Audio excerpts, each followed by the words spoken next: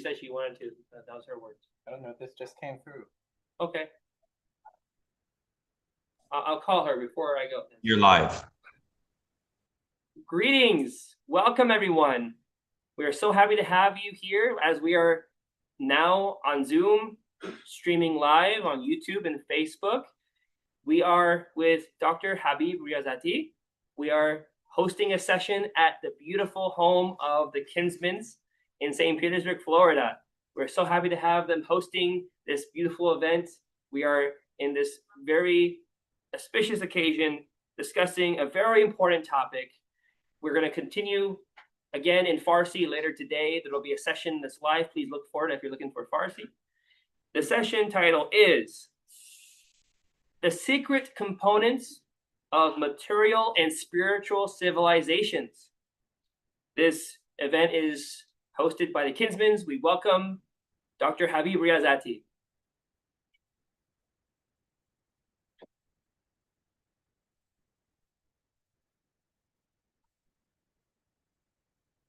Greetings and thank you very much for giving me an honor, an opportunity to be of service to the community with this topic of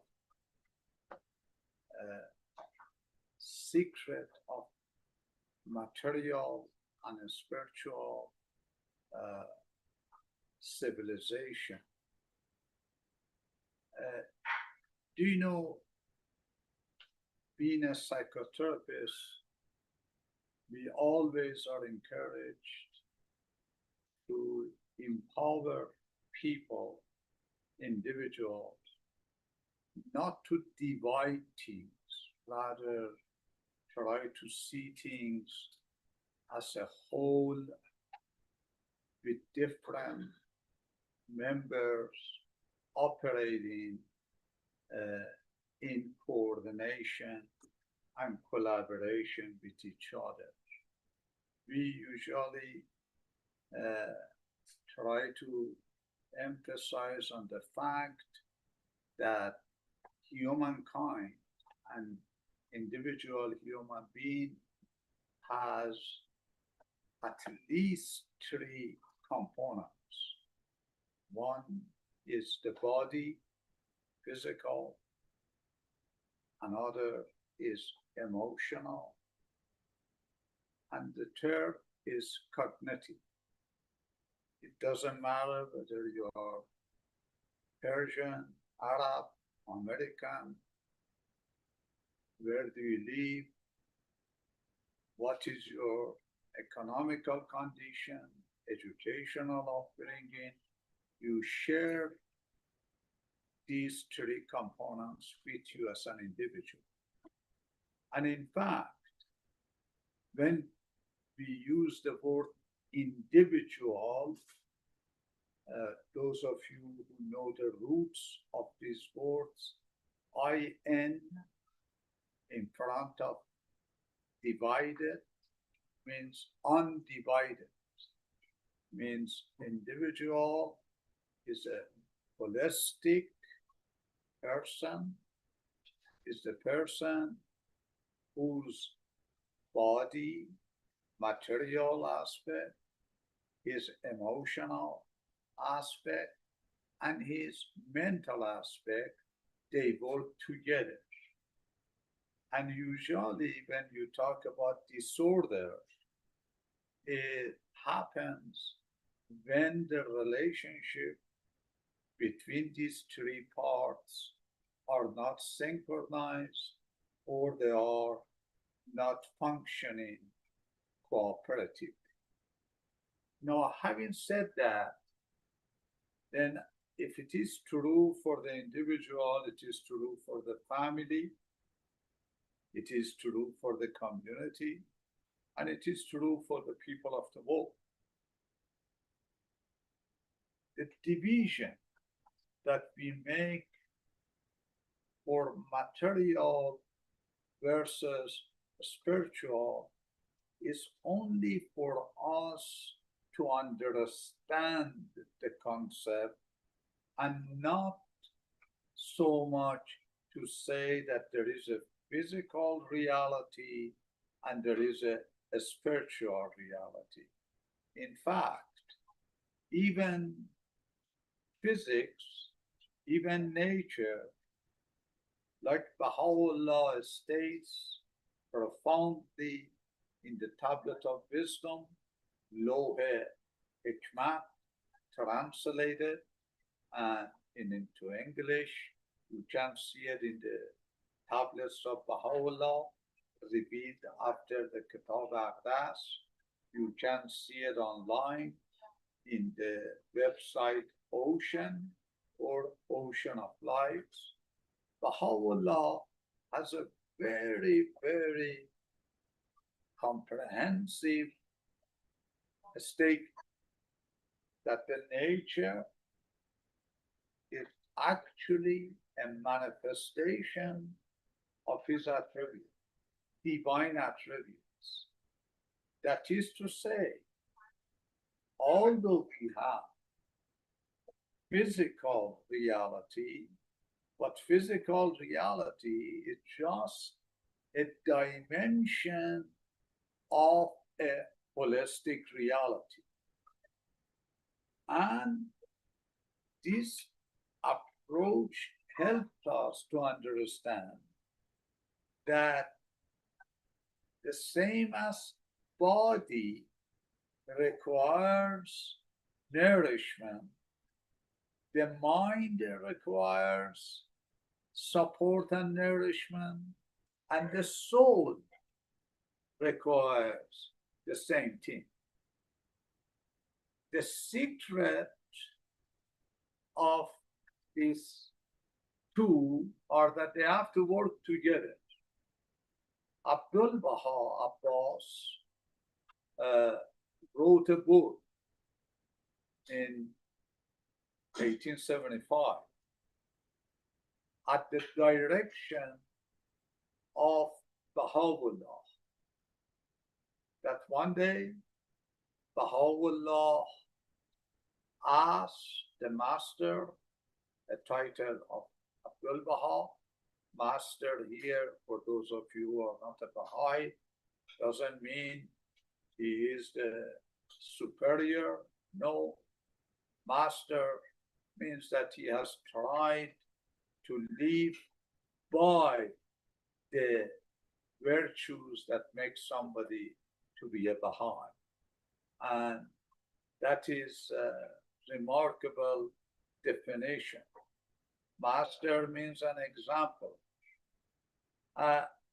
Baha'u'llah asked Abdul Baha to write a few pages, which ended up to be a book, on what are the causes of so much disorder in the world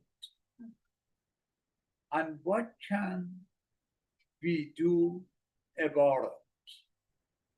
This book was known as Risale Madaniye, or translated as a secret of divine civilization, which I highly encourage you to read this work of Abdul Baha.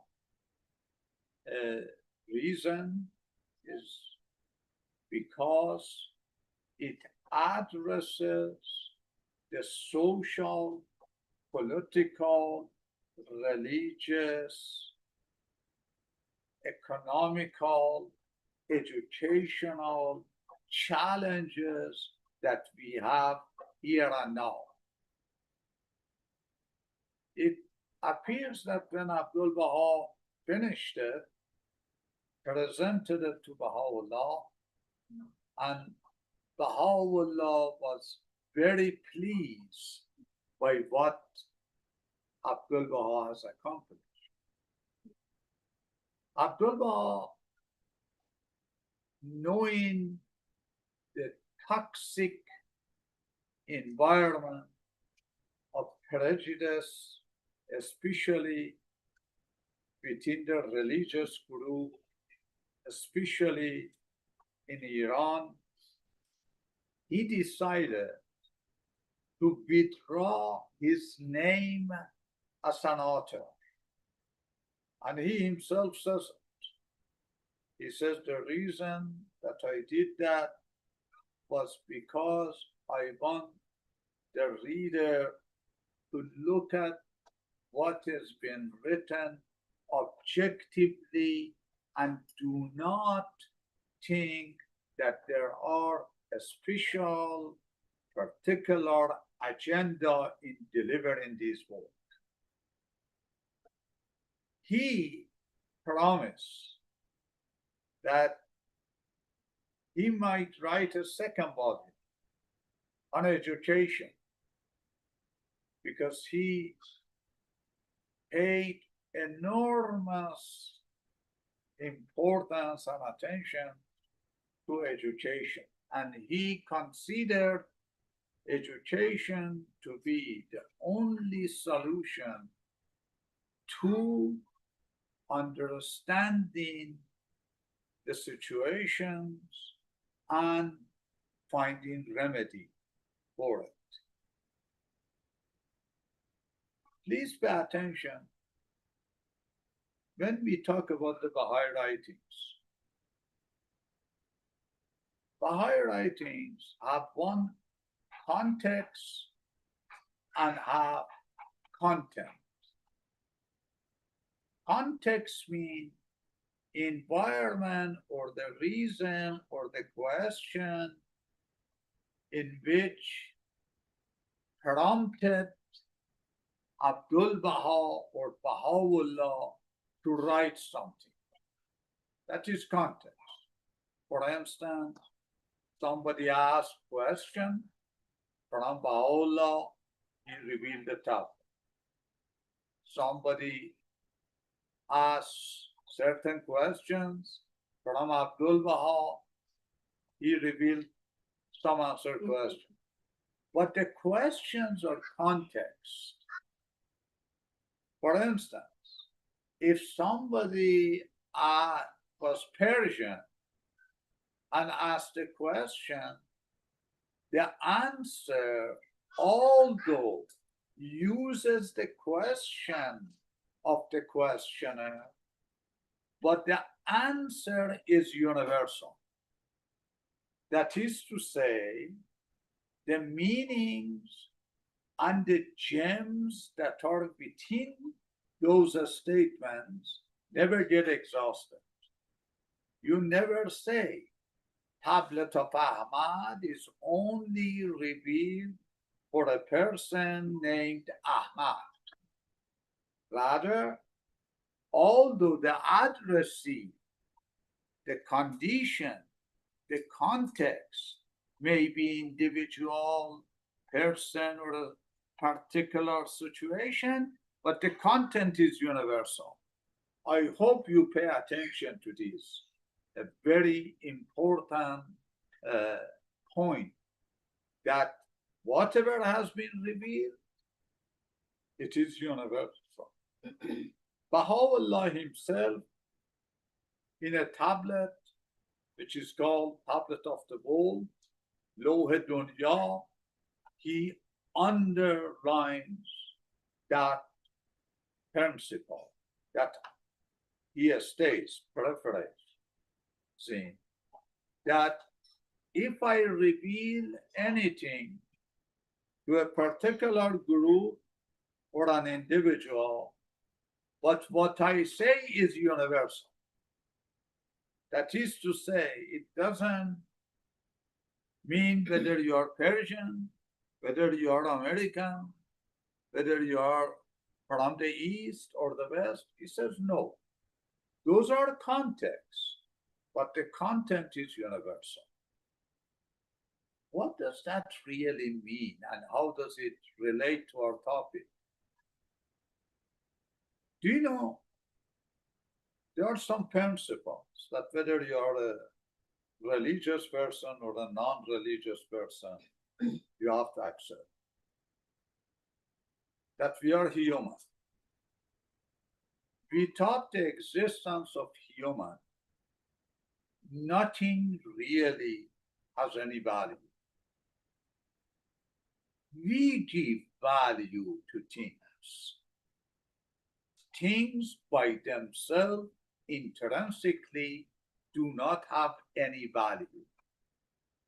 Think about it. You say this object has value for it, but this glass in itself doesn't have any value. It's just a glass. I give some worth to it. What does that mean? That means everything that has been created for human. This is why, according to some tradition, some statements of Baha'u'llah, the purpose of creation has been the creation of humankind. That is to say that religion, science, technology, philosophy, these are all have one common aim: to make individual better human being and to create an interdependent society. So what does that have to do with our topic? You are talking about civilization. The context in which Abdul Baha revealed the secret of divine civilization, there were two groups in the world, which you see the same two groups today at the present time.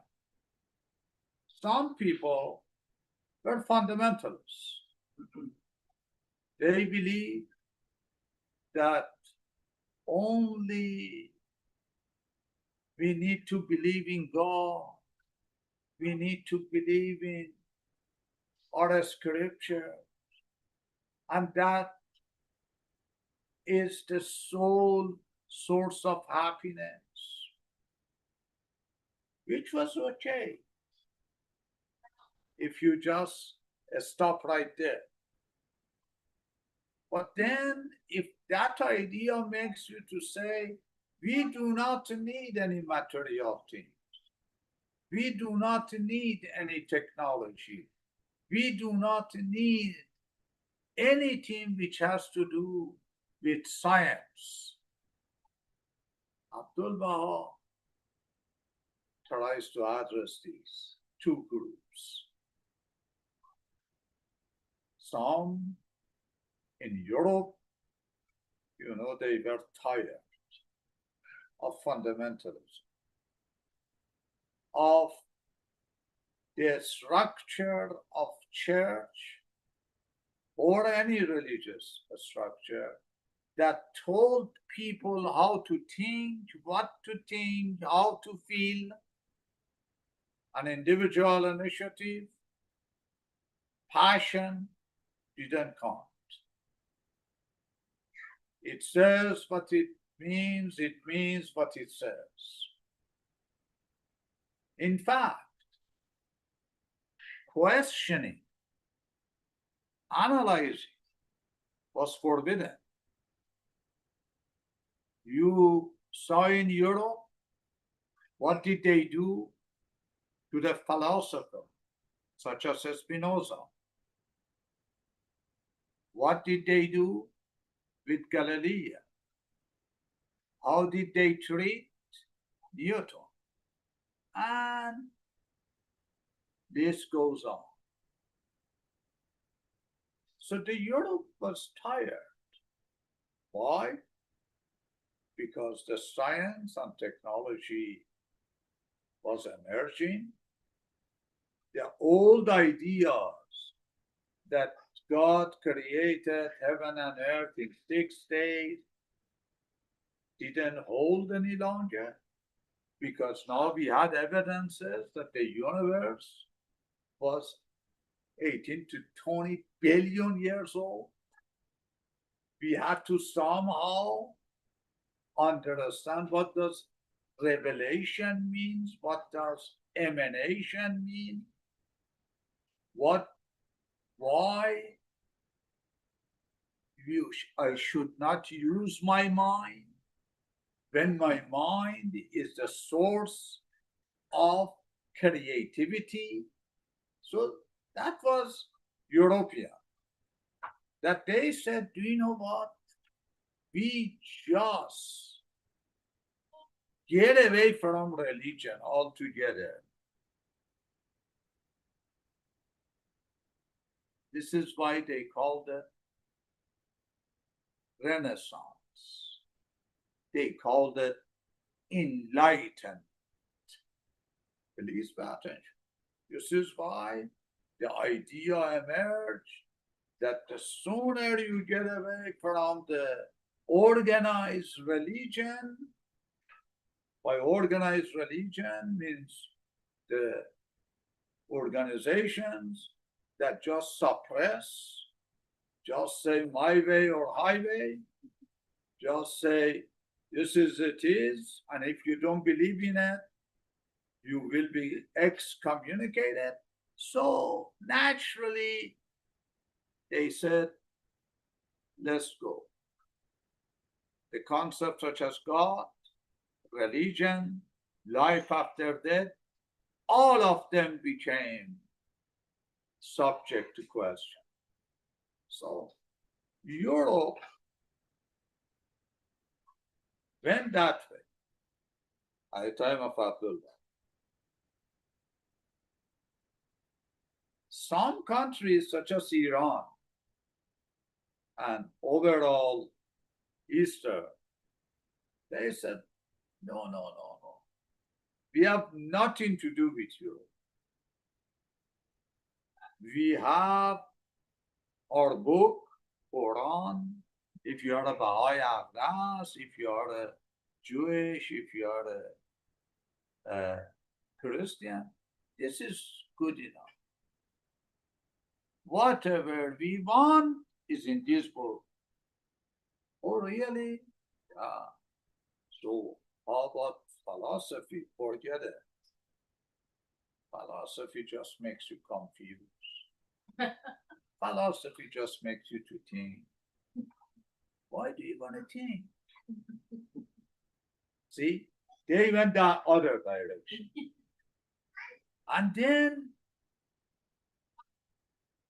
some people even came to the extent of extremism to say anybody who reads science, who reads technology, who goes to advancement, they are actually ungodly. Who is godly then? Godly, the guy who goes to the church, reads the Bible, forget it whether he understands it or not. So do you see the division? Now compare it to the situation today. Isn't the same thing happening between the camp of religious followers and secular groups? One says, I believe in science, I believe in experimental facts, and I have no need of believing in concepts that are not tangible or cannot be proven. This is where the Western civilizations. The other side felt the pressure. The more we evolved in science, the deeper became fundamentalism, especially religious. Why? Because they had to defend their ideas, and their ideas were not viable. So Abdul Baha comes in. Abdul Wahab says, and please pay attention, I want to beg you, read this book not as a Baha'i or a religious person, as a person who values human, values your own nobility, values your own happiness, and then evaluate what he says. Abdul Baha says, but why such a division? What is the problem? Because both science and religion are emanation of the same truth and reality. What do you mean? Material civilization is made by man. A spiritual civilization. Oh, what is this? You, by such a division, you actually undermine the concept of God. You see, that is very important. Right now, we even see it. The tendency to divide. It gives us a false security. What I have is the best. They are ignorant. Oh, but I am there. My religion is the best. My house is the best. See?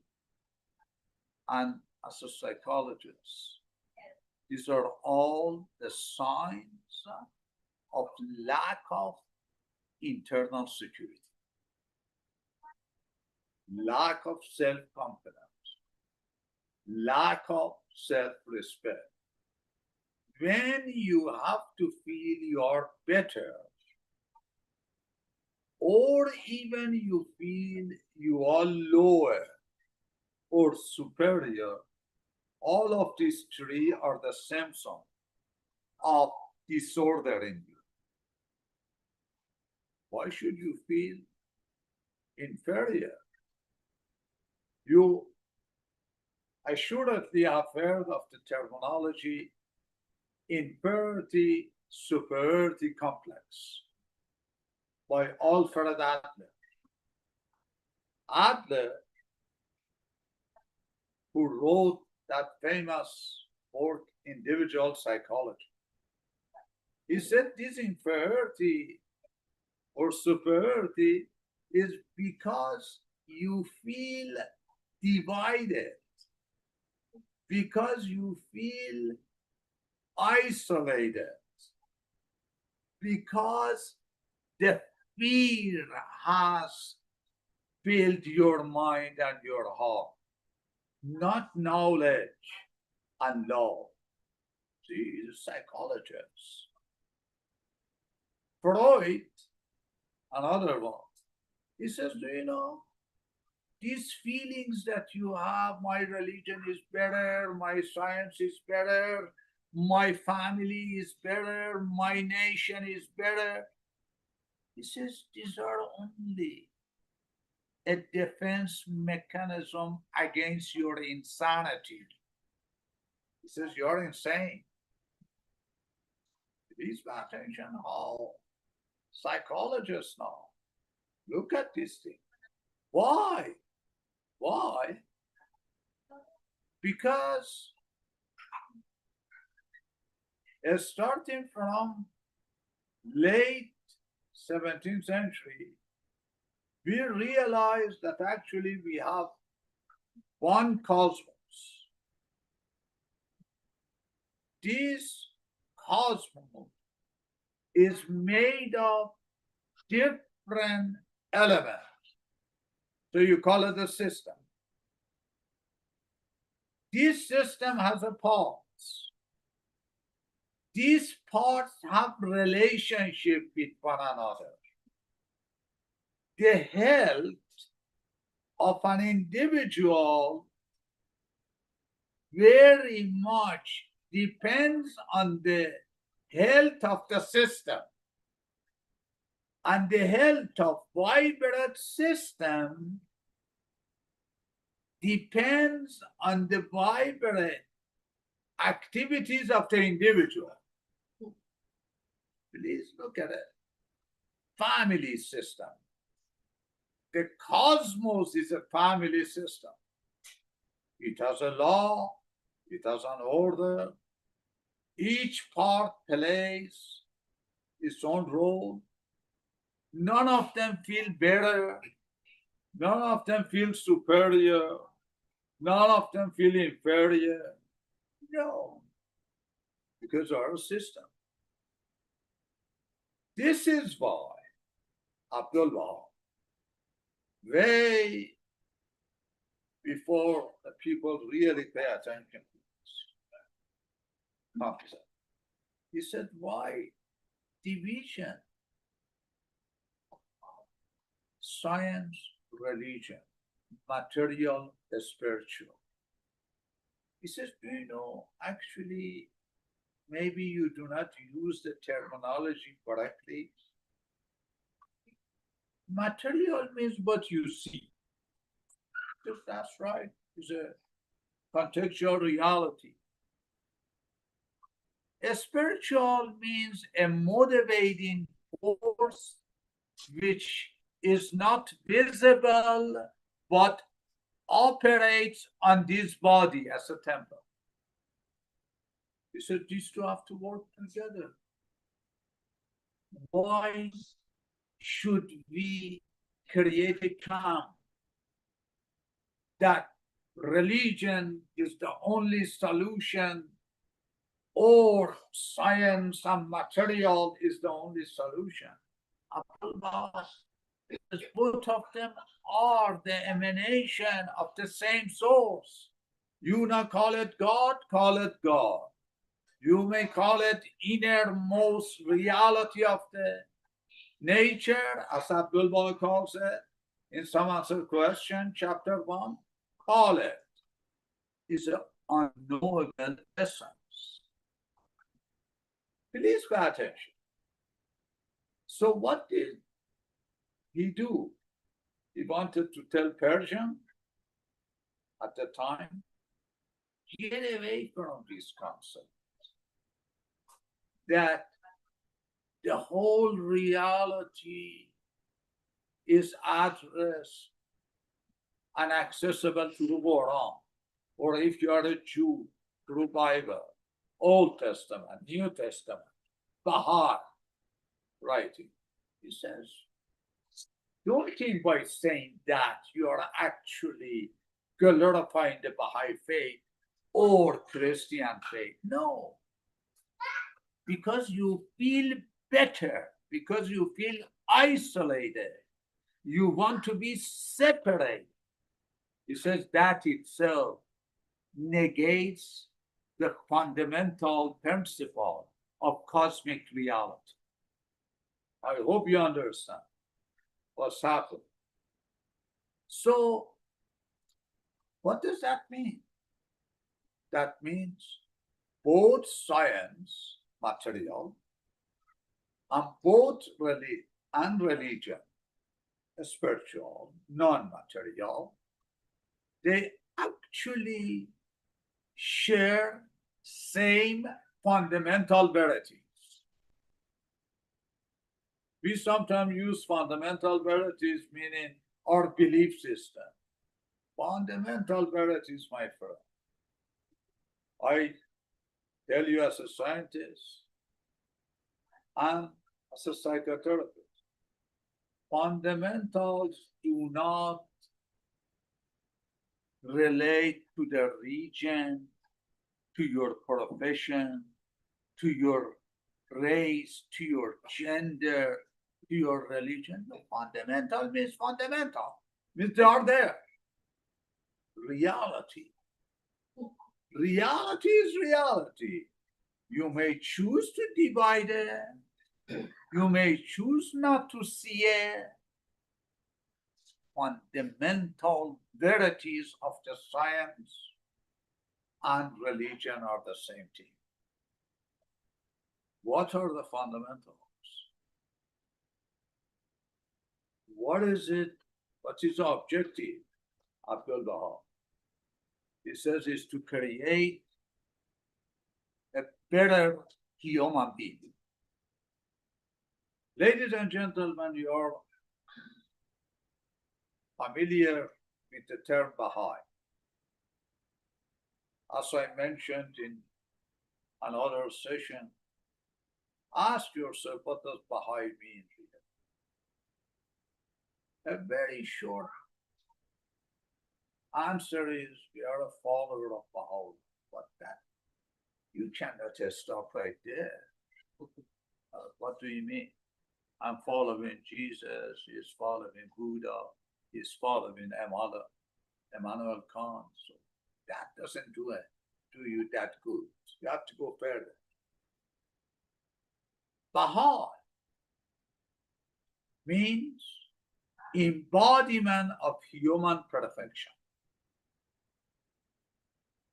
Abdul Baha means I never become a perfect human being, but I evolve day by day. So I never become a Baha'i. I am becoming a Baha'i. The moment that you think that you are really a perfect, then you have to call psychologists. Because there is not a limit to advancement spiritually. There is no limit to the advancement materially. Look at these fundamental verities. Fundamental verities is, so the purpose of science, religion, art, music, mathematics is to make human being more advanced spiritually than what he is now. What does a spiritual means now? This a spiritual means turban, means to have a church, means to bow down. No. Abdul Abbas, I highly recommend, read the book.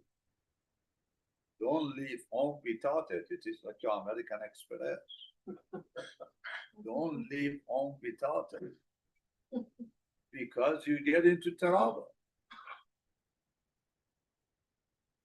Abdul Abbas says the purpose of all this civilization has been to create a better environment for individual growth and nobility, and to create a vibrant universal community. That is a vision. So in that context, Abdul Baha considers both material science and spiritual science both to be the means, not the end. Really, I am not going to die for religion, because religion is there for me to live the life. So I have to know that religion is a means. The moment religion became the end, disintegration started. Relationships were damaged. That is point one. Second, Abdul Baha tells these clergies, rabbis, now today, all these religious groups, what you are saying actually does not reflect what is in the book. What do you mean? He says, you do not want to use European advancement, right? They say, yeah. He says, but there is a problem. Why Muhammad, the Prophet of Islam, says, if you have to travel to China, do it in order to learn a new knowledge. China, Muhammad, Saudi Arabia, China, with camel. How am I going to go there? But get the point. Muhammad never meant be confined. He wanted us to expand our vision. Compare it with this statement of Baha'u'llah. Let your vision be bold, embrace it, rather than confined to thine own self. So as you can see, the CPU, central processing unit of creation, is human. This is marvelous concept. Is not your nationality, is not your race, is not your gender. Why? Because if there is no human, none of these things are really valid. Abdul Baha says, do you know, it is incumbent for everyone to become educated about this fact. This is why one important aspect of this book is about education. Education which is holistic, education which is not biased, education that encourages critical thinking, education that encourages unity in diversity. Please pay attention. In order for humankind to become so secure that all members of human are one family. They are one family. Tolstoy so beautifully stated. If you have a pain, that means you are alive. If you relate to the pain of somebody else, that means you are human. Let us be human. Secret of divine civilization is why it's a secret?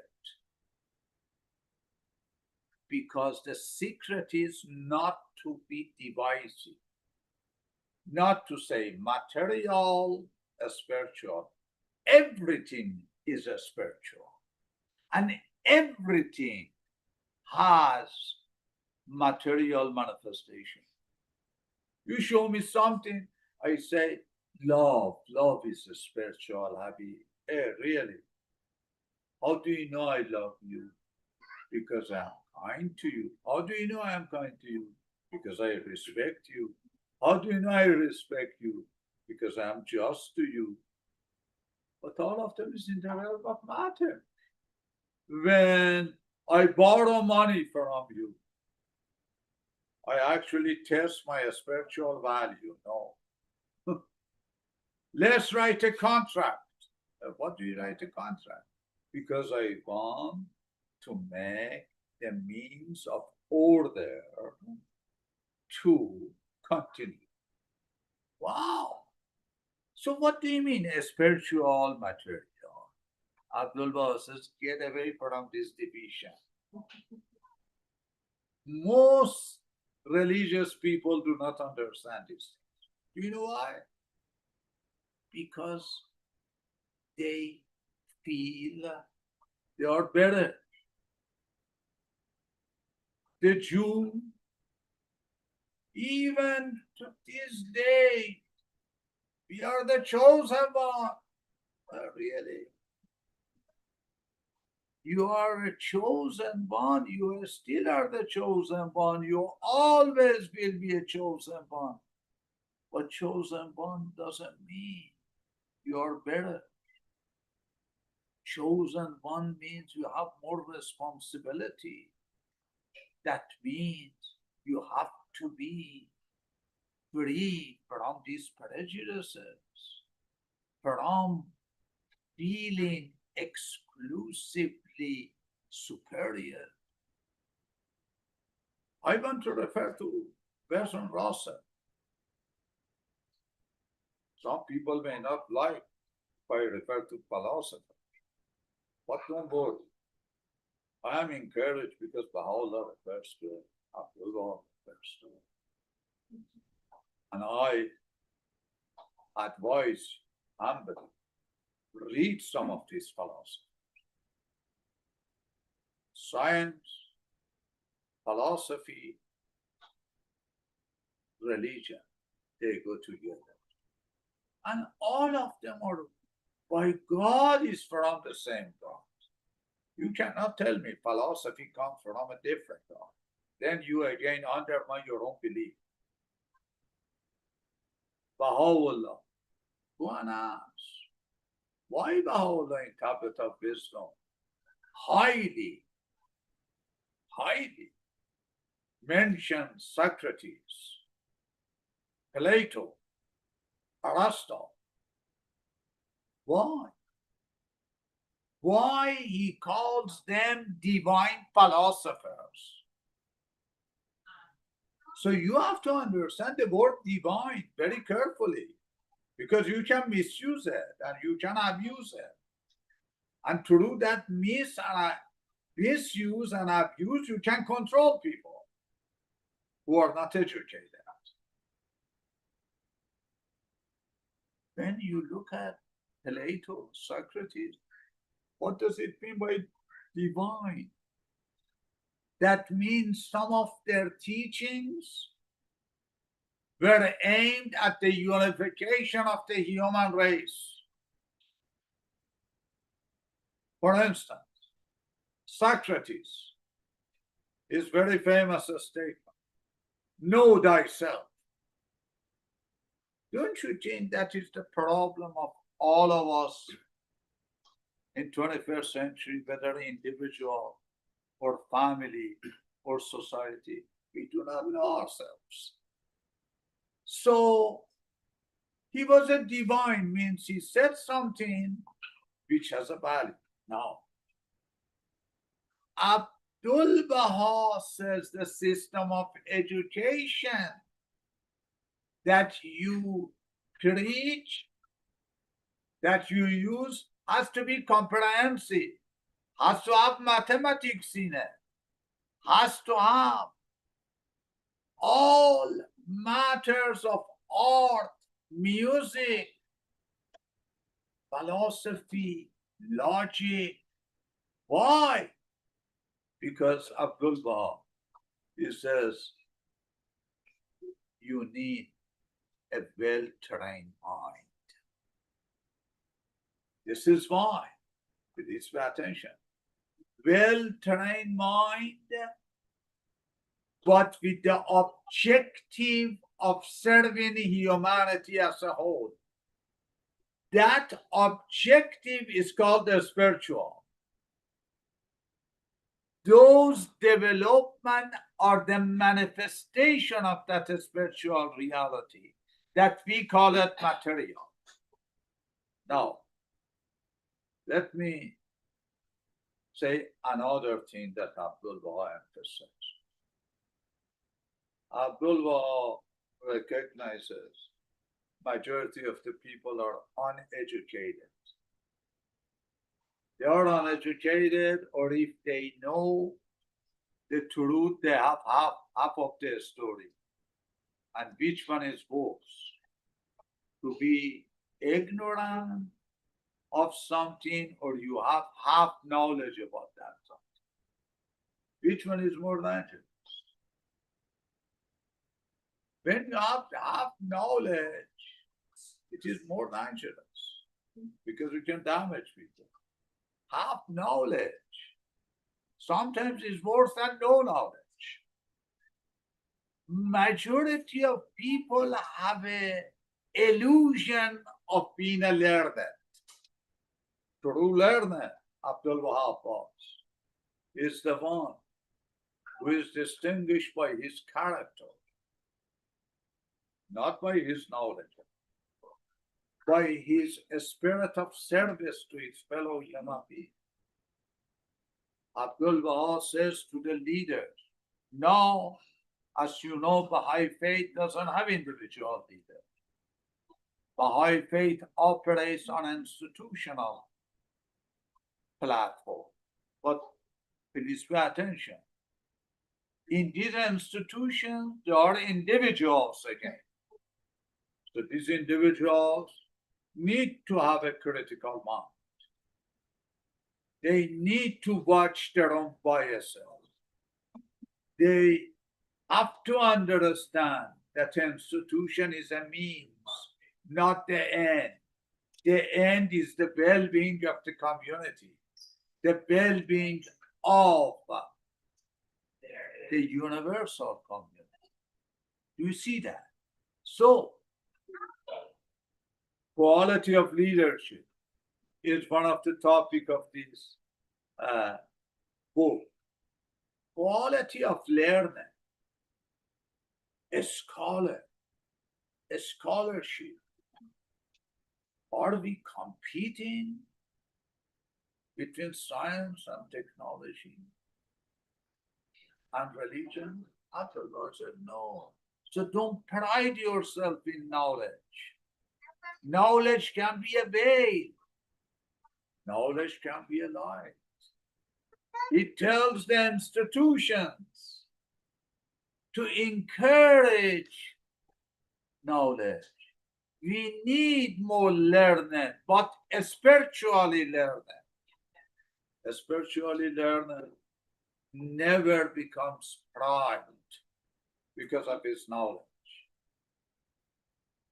Never expects any reward from another human being. Rather, a spiritually learning tries to always find himself or herself that he doesn't know enough. The more he knows, the more he realizes how much he doesn't know. You see that? Since time is short, I want to say only one more paragraph. If you want to be human, a true human, if you want to be free or have less psychological mental disorder, get away from this division of body, mind, and soul. They are all one reality.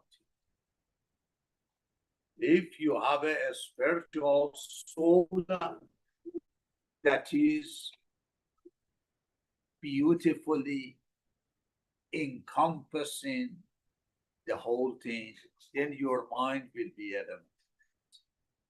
And if you have a good mind, your emotion becomes affected by your mind. And then if your healthy mind and emotion impacts your physical body, please pay attention. Right now, in psychology, at least the branch that I practice, when the person comes, we know that most of his problems, emotional, psychological, if medical reasons are ruled out, is because of his belief system.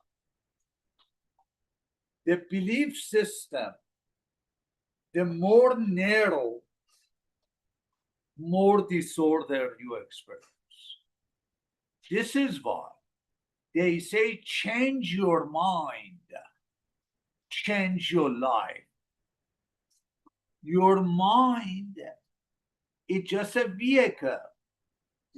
There is another reality that we call it soul. You consider soul like a sun. You consider mind like the rays of that sun, and you consider body to be a mirror. Three of them are interconnected.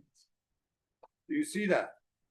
This is why if you change your spiritual orientation, what do you mean? It's very easy, very easy. They ask Paolo,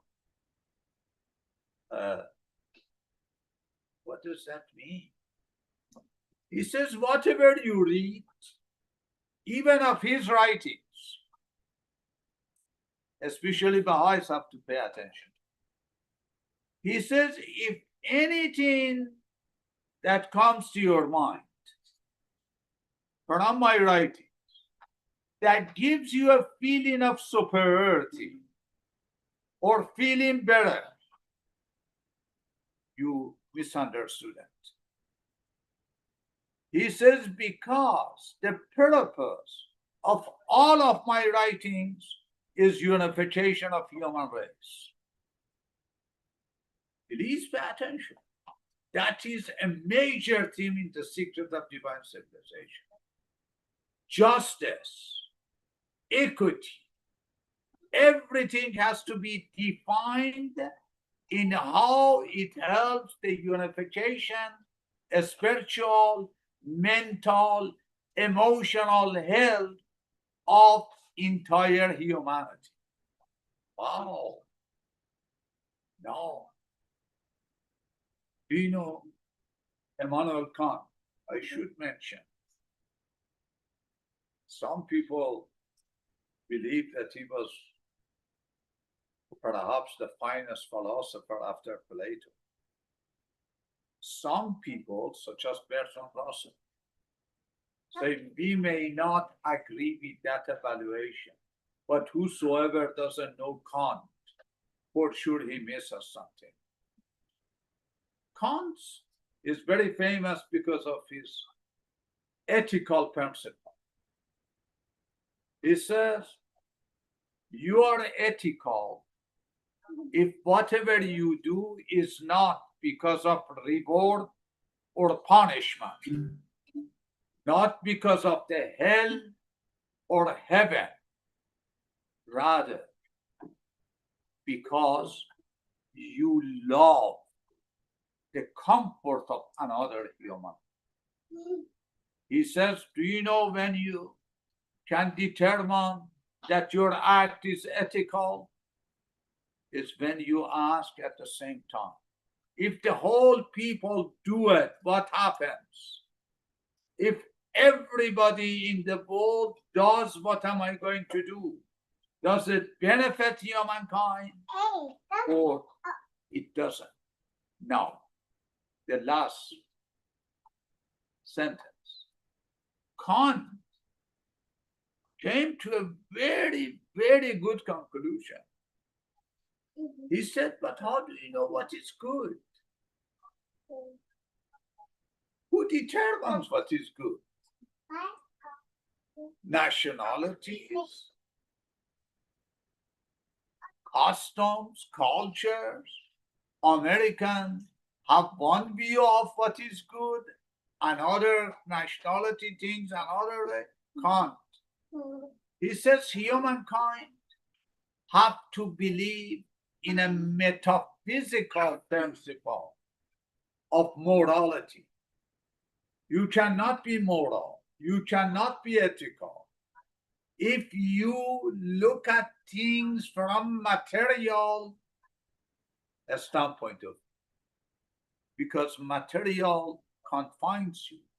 Material is bounded by time and space. Ethics wants to free you from this condition. So, what is secret of divine civilization?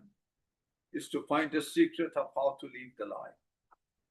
How to live the life as an individual, as a family, as a community, as an institution, as a political leader, as a scientist, and hopefully through holistic education about this concept, everybody becomes enabled and empowered to become the best of his in contributing to the service of humanity. And he has reached the secret of life.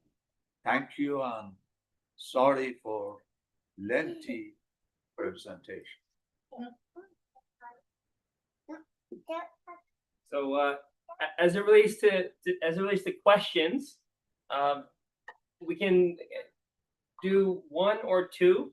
We have about 10 minutes for questions. So Alex, you want to sit here? So this was all very fascinating, and so the question I have is in relation to the individual and a well-trained mind. My specific question is about the subconscious mind, and I'm bringing it up because so many people who write about personal development, they talk about the importance of feeding our subconscious mind with the thoughts that we want to exemplify in our actions. But early on, you mentioned the software called Ocean. And I looked up in Ocean that word, just subconscious, and it is almost never mentioned in the Baha'i writing. So I'm just curious, as a psychologist and as a Baha'i, what's your view of the subconscious mind? Why was it not mentioned in the Baha'i writing? Is it a relatively new term in psychology? Yes. Very good question. Do you know Jung, Carl Jung? That is one of the most influential psychologists that has impacted me. What does really unconscious mean? That is the first question.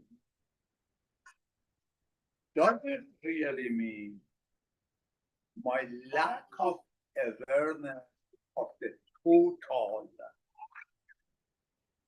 beings that I have? Because this is why Jung says, the more you unravel your unconscious, your uncomfort, your disorders becomes manageable. This is why they say, let's bring those parts into the conscious level that we can deal with it.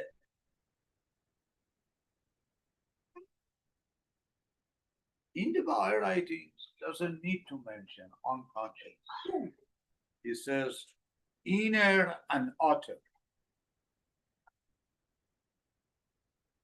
What you are is not what you experience here and now. What you experience here and now is affected by the experiences that you had from childhood until then. How your parents, your educational system, your social environment has taught you to fight those stresses, suppress it, or deal with it, has created uncertainty or comfortable zone for you. This bad looking. The unconscious here means there are some unresolved issues. Unresolved issues that all of us have. But these unresolved issues have come about because we didn't know how to deal with it at the time because of our cultural expectation. Then we have accepted abuse. Our parents didn't know how to deal with the abuse. Maybe the parents were the most influential abuser and they didn't know. So, do you know when I said, Paula says, Socrates says, know thyself. This know thyself means different layers of yourself. Emotionally, intellectually, remember, sometimes when we emotionally are hurting, if we are very bright, try to intellectually rationalize it, which young Baha'i faith, Buddha, Krishna, they say don't do that. Don't rationalize it. Understand it, deal with it. So do you see that? So in answer to your question that, do I have unconscious? Unconscious in simple means my mind at here and now is not paying attention to it. But because it's not paying attention to it, that doesn't mean it will not be affected by the influences that those unconscious forces are. For instance, if you and I have an issue, we have three choices. Either resolve it amicably or try to suppress it in the name of God, in the name of manifestation. Psychologist says, give me a break. You have to resolve it. Don't dissolve it. Because when you dissolve it, it goes into your system. Then I'm Persian, you are American. Then because it is not resolved, tomorrow another Persian comes, the poor guy, he is a nice man. You say, oh, he reminds me of Habib. See, that is unconscious. Do you see that? This is why Baha'u'llah, see, you have to glean, draw these psychological dynamics from his writings. Maybe he is not using psychological terms, but the meanings are embedded there. For instance, when Baha'u'llah says whenever you have difficulties or challenges, get together. Try to work it out together. That is to do not create unresolved issues. Because some people are defensive. Some people are aggressive. Some people are passive. All of these three creates unresolved issues. But these unresolved issues are within you, but because of your living in a here and now, your conscious mind is occupied with other phenomena, but still there's something underneath. Unconscious means go to the bare fundamentals and have a courage to deal with it. This is why the psychodynamic psychology is about that, to give you a space, environment, to encourage you to deal with those unconscious forces that actually are hurting you, but you do not know why you are hurting. And as a result, you are blaming this person, that person, blaming your own self. So this is basically what it is. I think the children are saying, Habib, end it, right?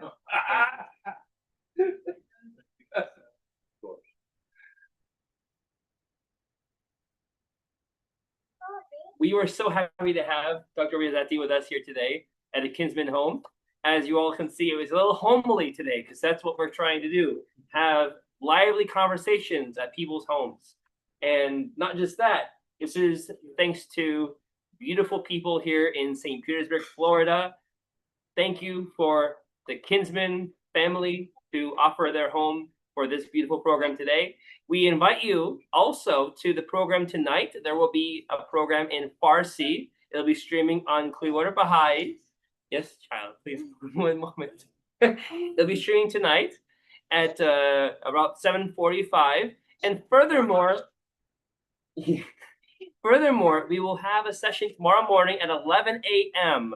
11 a.m. Sunday, June 8, 2025. You are welcome to join for that session. Again, we thank Dr. Riazati.